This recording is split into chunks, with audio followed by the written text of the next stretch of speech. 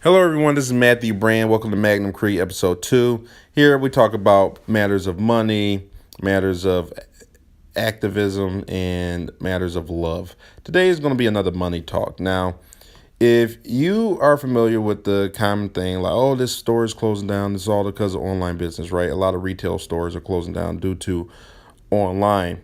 And that's what the common thread is, right? Every time a retail store goes down, there people blame online, specifically Amazon, but let's just say online business in general, right?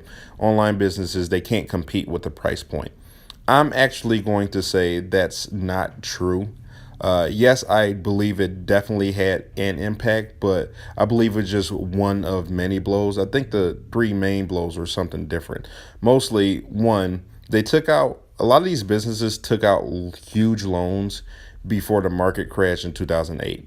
Once again, we're talking usually big retail businesses that have been open for a long time. I'm not talking about the small mom and pop shops. Yes, those are always hurt by bigger businesses in general, not just online stores. Mom and pop shops, they are fighting an uphill battle to begin with. However, with mom and pop shops, that you can be more niche and you have different avenues to go with. But with big retail businesses, a lot of them, they took out huge loans that when the market crashed in 2008, they weren't able to pay back after that.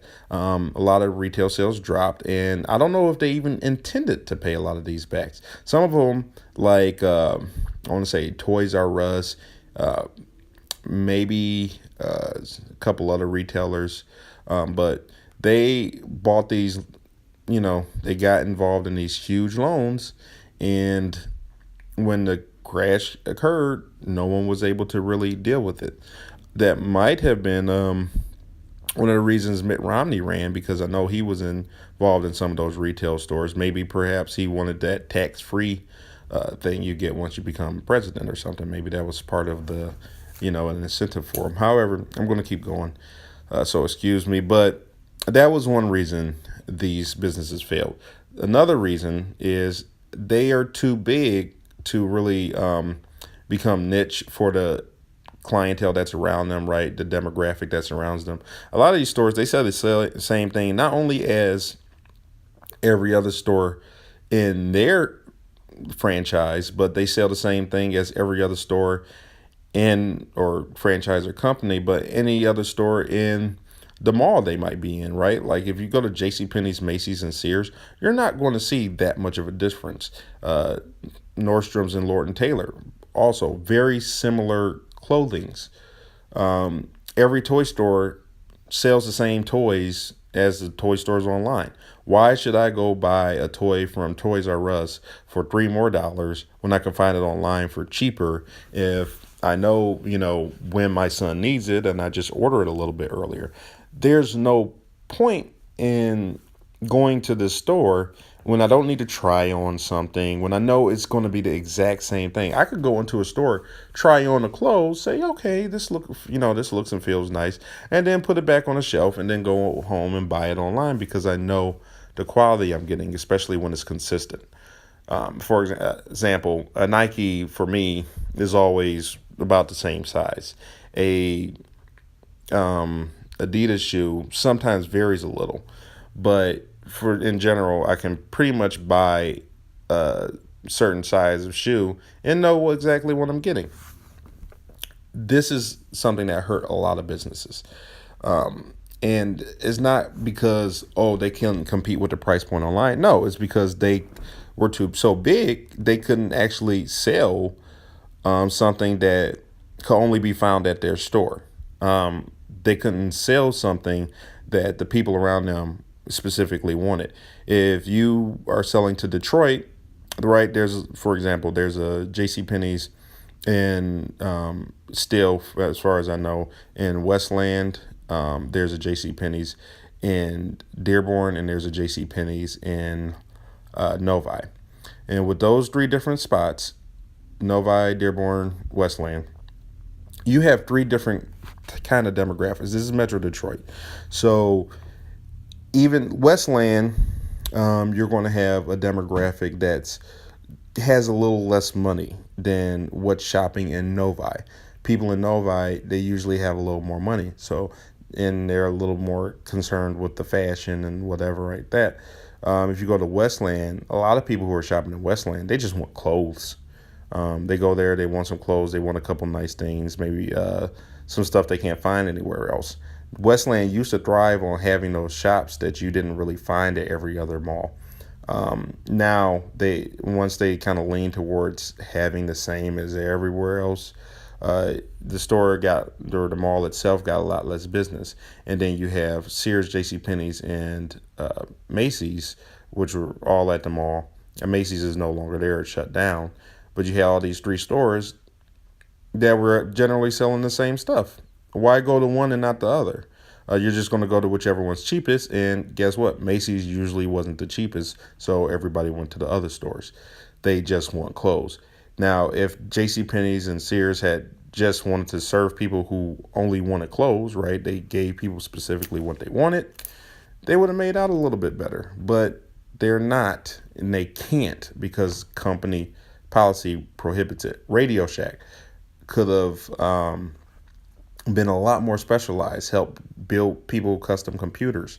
They could have helped get people specifically what they wanted and craft something for them. And it would have been a layman's way to get a computer built, maybe a very cheap, but cheap, affordable, but good working gaming computer and stuff like that. But they didn't choose to specialize in anything. Maybe they could have had a huge sale for people who like custom race cars. That was something I remember they used to always sell these RC cars there, but they were cheap, they're a little, but for people who like custom race cars, you usually go to a hobby shop or something. But what if you provide something that those other shops can't provide? You go to hobby shops and stuff like that, they're usually expensive. They usually can't help you do too much besides work with fabric with you. And they can give you some advice, but there's not much hands-on stuff. All these stores could have specialized in these things. You go to some of these kitchen stores that are in these malls. Yeah, you can buy a very expensive knife there, but you can probably find that same expensive knife online. The only difference is sometimes you can get tricked online, but for the most part, if you're buying from a website or, a specific retailer, you can get the same knife. But what if they had like a blacksmith or a setup or whatever where someone built you your specific knife to your specifications, gave you the kind of handle you wanted, gave you the kind of bezel and all that you wanted with that knife? Then it's almost like a flagship for you. It's like that custom piece. It's part of your identity later when you're using it. They don't have things like that at these stores. They go for the lowest common denominator, and so does every store like them around. And this is why they do bad. So those are the top two things. And then three, just online. There's a lot of red tape for brick and mortar stores, but that red tape is growing for online stores as well. It's just the government is a piece of crap and it hasn't caught up yet. And I don't think they should catch up. I'm just saying that they're a piece of crap for providing all that red tape in the first place. When you go around, even if you don't have a brick and mortar store, but you go around and try to sell stuff door to door or sell stuff to people or try to like open up a little shop, or rent a spot in the marketplace or whatever, like you paying for it. You pay for the shop, you pay for your food truck, you pay for your whatever. Pass health code regulations, and and you have all these and real serious safety regulations, right? I'm not talking about like BS ones, but you do have BS ones. You do have a bunch of permits and stuff you need for absolutely. It's not doing anybody any good with all that crap, but they have those in place. Just another way to milk money out of you. And that's something that is way heavier put on what do you call it, brick and mortar stores or people who are selling things in person than it is on online stores yet. But trust me, I promise they're going to try to catch up. So keep an eye open, and that's why I also talk about activism on this page. Keep an eye open and try to fight that as much as possible, because if you want to pay for less, pay less, even if you don't pay less is another store to close now. Even if you just want to pay less, like you don't want to open up a business, but you want to pay less at these businesses, you need to keep your eyes open and fight stuff like that, because Everybody, turns a blind eye until it affects them, and then they just complain. Don't be one of those people. Stand up before it's too late. Have a good day. Peace out.